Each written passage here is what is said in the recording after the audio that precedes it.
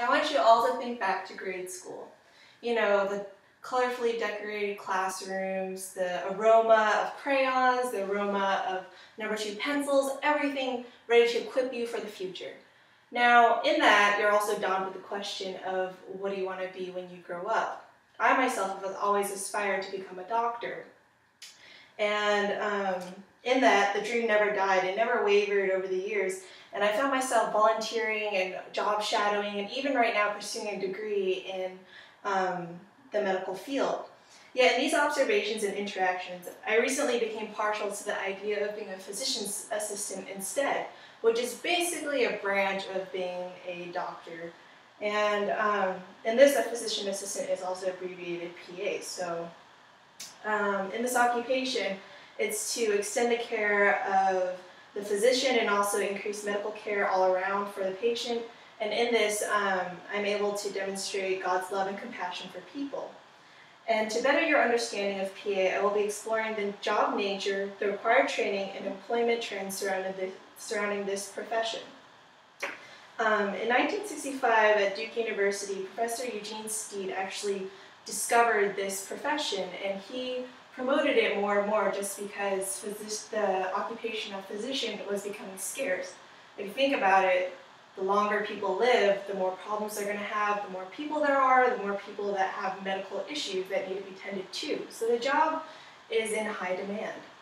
And even today, that's the issue. But what exactly does a PA do? A PA basically, bottom line, practices and prescribes medicine, much like a doctor. However, they are not a doctor. They are in a partnership with the doctor instead, and in that, they're able to further the medical care of patients and able to make the doctor not be so spread thin, but at the same time, as described as the American Association of Physician Assistants, this relationship is described as a delegated autonomy. And this delegated autonomy basically describes that the doctor gives the physician a job, the physician treats patients, and also is able to prescribe medicine and do everything within their own delegation. So it's autonomous. And then, as of now, it basically seems that PAs are pretty similar to doctors.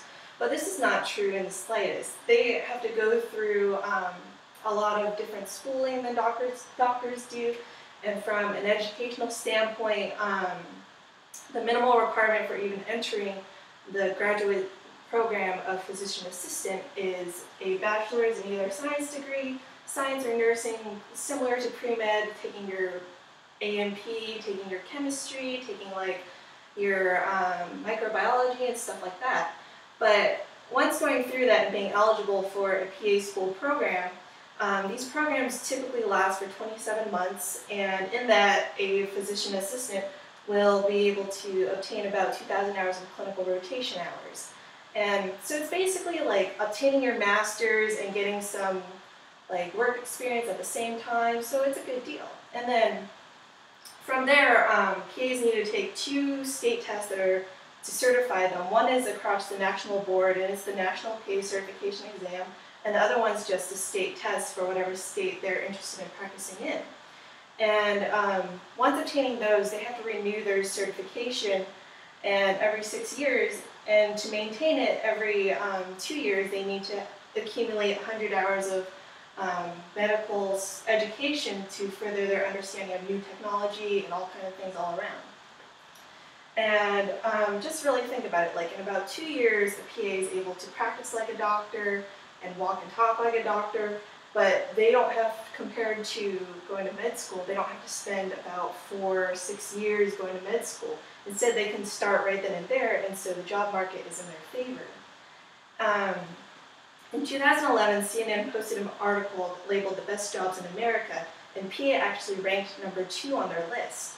And this may be to the fact that they have flexible hours and they're able to like drift from different categories. Like PAs can normally be specified in their study and in their work, but then they can also drift over to other categories. Medical field is such a vast category, and also in that their hours can fluctuate, but typically a PA only works 40 hours a week. And in that, they accumulate an annual salary of $90,000 a year.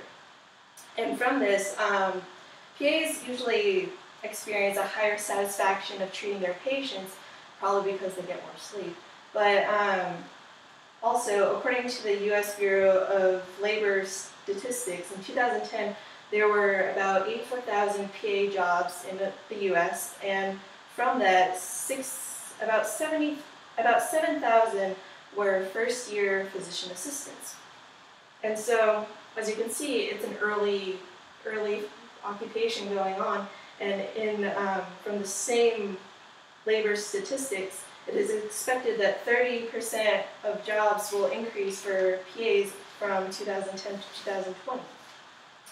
And so the job market is pretty good for them. They can basically apply anywhere and have pretty good odds. And so I hope you can see why becoming a PA is my dream. And either through the job description or even the required training and employment trends, like all this embodies my compassion and love that I have for people, and further educating myself in the intrinsic design that God has designed man. And so it is only by God's grace that I'm able to study this intrinsic design. But allow me to share with you a verse from 1 John 3:17.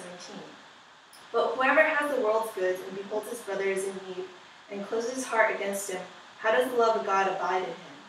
I know that God has a plan for all of us, and that he's embodied us all with an occupational passion of some sort, like me wanting to be a PA. So really just find that passion, pursue it, and do the world some good and be able to offer that to your brother.